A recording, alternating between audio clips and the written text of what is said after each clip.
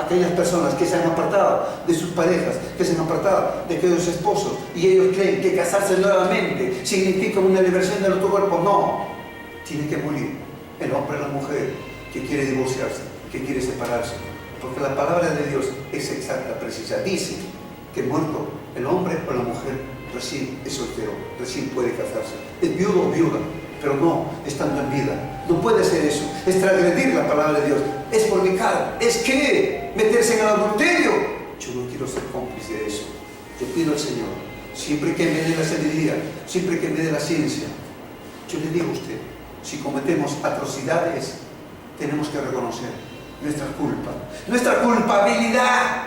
No podemos ocultarlo con un manto, no podemos dorarlo con algo de pintura amarilla, azul, verde. No, esa pintura negra sale porque entra la luz de Dios. Como en el día sale la lumbrera mayor, sale el sol, nos alumbra a justos y malos, nos alumbra a pecadores, no pecadores, nos alumbra a aquellos santos, a aquellos seguidores de la palabra de Dios, como también a los inmundos, porque Dios es amor. Aunque Dios reciba malas gracias, porque dice el mundano, ¿de qué? ¿A quién voy a iglesia? ¿De qué voy a pedir perdón? Yo no he cometido pecado. Ellos se creen sabios, pero no saben que se están condenando. Todo lo que digan está escrito en el libro de la vida, en el libro de las obras, en el libro de la memoria. Todo lo que hagamos, igual manera. Por eso, iglesia, pueblo de Dios, identifícate con Dios. Dios necesita de ti. No. Tú necesitas de Dios. Dios quiere que tú te arrepientas y te conviertas y sigas caminando siempre por la llenura del Espíritu Santo y poder llegar ahí, el tercer cielo. Esa es nuestra meta, llegar al tercer cielo. Muchos llegarán con luchas, con esfuerzo, llegaremos arriba. Otros se quedarán atrás. La gran tribulación verán cómo la carne humana, entre humanos, comienzan a dañarse, a destruirse sus cuerpos. Muchos querrán asesinarse, matarse, cortarse, pero no habrá. La puerta de la muerte será cerrada. El espíritu de la muerte será cerrado. Serán enviados al infierno. Usted verá en vivo, en directo, la situación terrible será. No soportará usted. Llorará, gemirá, pero nadie acudirá, porque la arca de Noé fue cerrada por el poder de Dios. Y cuando Dios cierra el arca de Noé, nadie puede ingresar.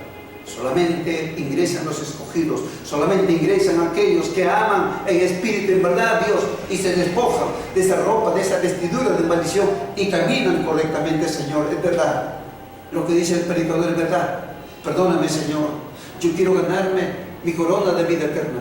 Quiero hacer tu obra, Señor. Quiero estar contigo. Quiero ser bendecido eternamente.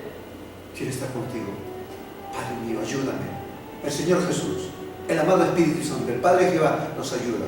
Pero tenemos que deponer nuestras actitudes, nuestras conductas.